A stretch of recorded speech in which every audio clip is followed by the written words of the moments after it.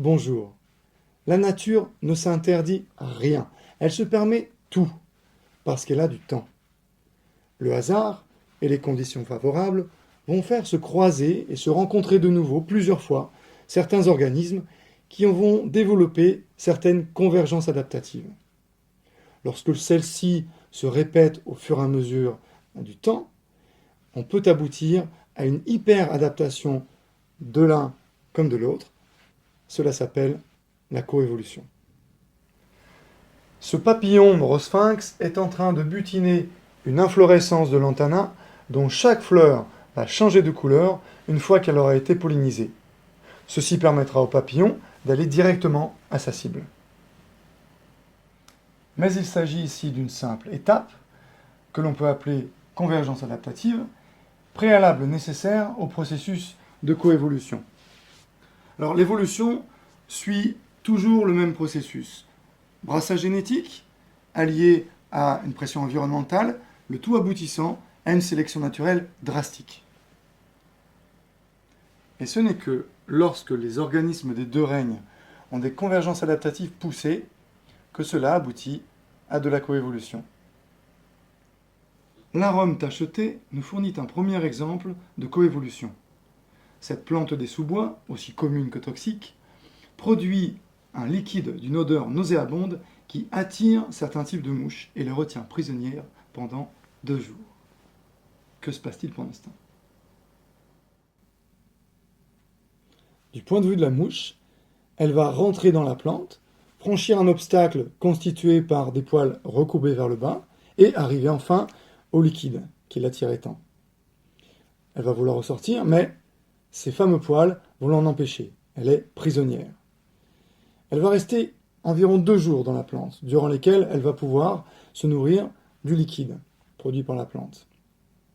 Après ce temps, les poils vont faner, lui permettant de s'envoler vers d'autres plantes.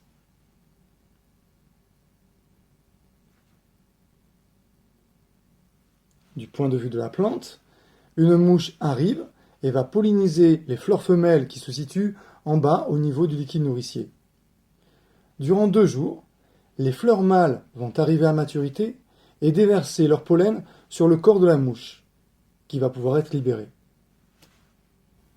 Du point de vue de la coévolution maintenant, l'odeur va sélectionner un certain type de mouches. Celles qui ne sont pas attirées par cette odeur ne viendront pas à la plante.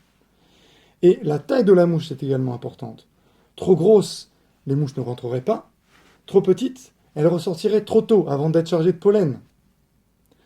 Ce type de sélection permet et favorise la fécondation croisée de l'Arum maculatum. Certaines espèces de plantes poussent le concept de coévolution encore beaucoup plus loin.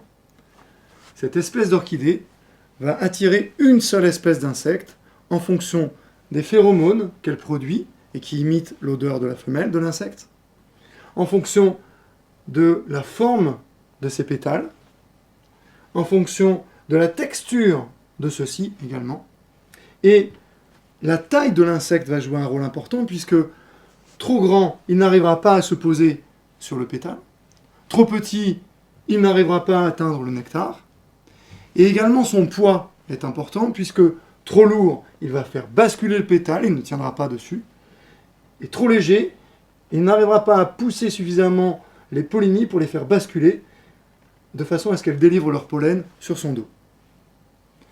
D'autres espèces d'orchidées ont exactement la même approche avec d'autres critères pour d'autres insectes. Attention cependant parce que cette hyperspécialisation amène une interdépendance très grande. Ce qui fait que si l'une des deux espèces disparaît, l'autre va disparaître également.